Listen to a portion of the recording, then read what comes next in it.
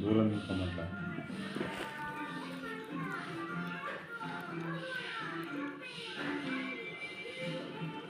ಇದು ಮಕ್ಕಳ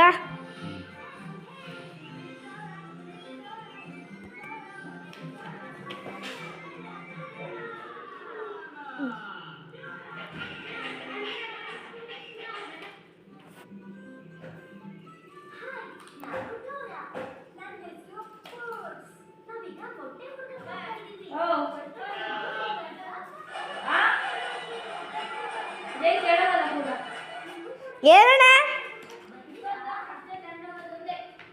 ಬ್ಯಾಗ್ ತಗೊಂಡೋಗ್ಬೇಕಂತೆ.